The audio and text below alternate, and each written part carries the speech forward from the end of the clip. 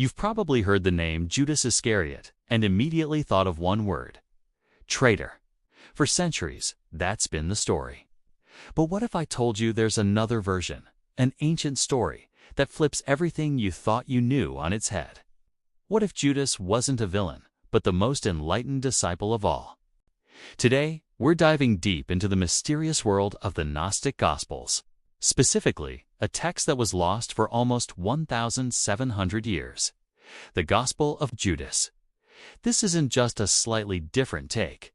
It's a radical reinterpretation that paints Judas not as a backstabber, but as a hero, entrusted with a secret, divine mission. So, buckle up, because we're about to challenge one of history's most infamous narratives. Let's start with the source itself. The Gospel of Judas is an ancient Coptic text dating back to the 2nd century. It was discovered in the 1970s near the Nile River in Egypt, but it took until 2006 for the world to see its contents. Its publication sent shockwaves through the fields of theology and history. Why? Because it tells a story that's the complete opposite of what we find in the traditional New Testament. In this Gnostic Gospel, Judas is Jesus' most trusted confidant. He's the only one who truly understands Jesus' origins and his ultimate purpose. Jesus even pulls Judas aside and tells him, "You will exceed all of them, for you will sacrifice the man that clothes me." Now, let that sink in. The man that clothes me? What does that mean? To understand this, we need to understand Gnosticism. Gnostics had a very different view of the world. They believed the physical material world was a flawed creation, a sort of prison for our divine spirits made by a lesser, ignorant god called the Demiurge, or sometimes Yaldabaoth. The true, ultimate God existed far beyond this messy material plane. For Gnostics, salvation wasn't about faith or good works in the way we usually think of them. It was about gnosis. Asterisk, a Greek word for secret, spiritual knowledge. Gnosis was the key to liberating the divine spark within you from the prison of the body. So, when Jesus tells Judas, "You will sacrifice the man that clothes me," he's not talking about a literal human sacrifice in the way we might picture it. He's talking about his physical body. In Gnostic thought, the body is the clothing for the spirit. Jesus is asking Judas to help him shed this physical form so his divine spirit can return to the true spiritual realm. The crucifixion, from this perspective, isn't a tragedy. It's a liberation. And Judas is the essential, chosen instrument for that liberation. He's not betraying Jesus. He's obeying his most important command. The Gospel of Judas really throws the other disciples under the bus. It portrays them as well-meaning, but ultimately clueless. They worship the wrong God, the Demiurge, who created the flawed material world, and they completely misunderstand Jesus' teachings. In one scene, Jesus laughs at them for praying to this lesser God. But he looks at Judas with understanding, recognizing that Judas alone perceives the higher truth.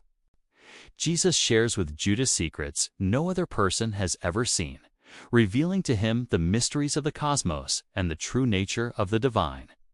This elevates Judas from a common follower to a spiritual elite, the soul keeper of the most profound gnosis. So, instead of a greedy traitor who sold his master for 30 pieces of silver, the Gnostic Judas is a figure of immense importance and tragic sacrifice. He's given the most difficult task imaginable, to set in motion the events that will lead to his master's death, knowing that history will forever misunderstand and vilify him for it. In this light, Judas isn't a sinner. He's a martyr. He carries the burden of this terrible knowledge and carries out his duty with loyalty, enabling the ultimate cosmic victory of spirit over matter.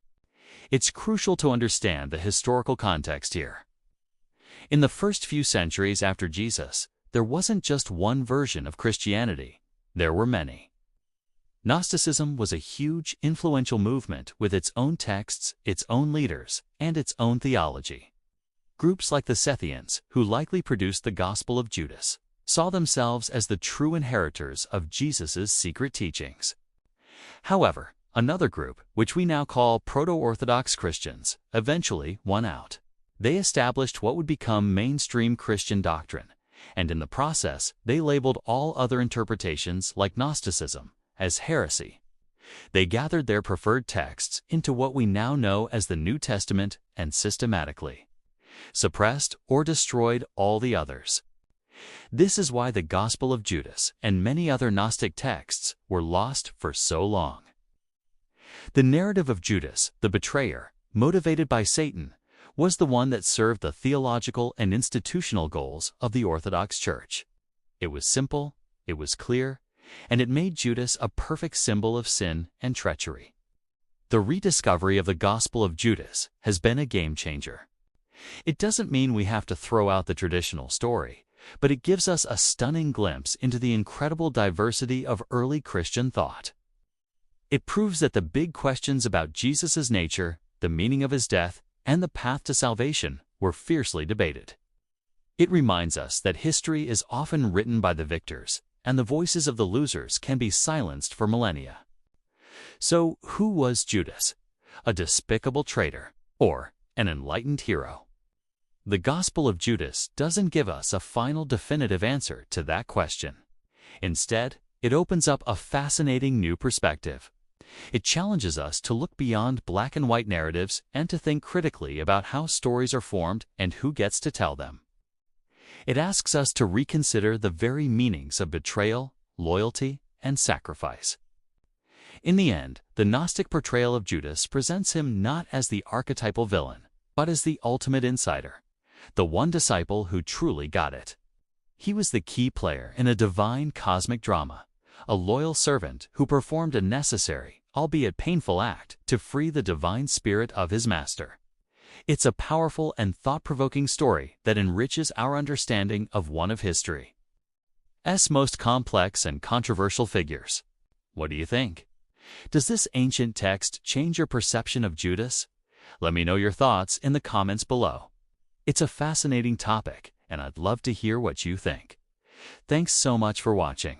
If you enjoyed this journey into hidden history, don't forget to like, subscribe, and hit that notification bell so you don't miss our next video.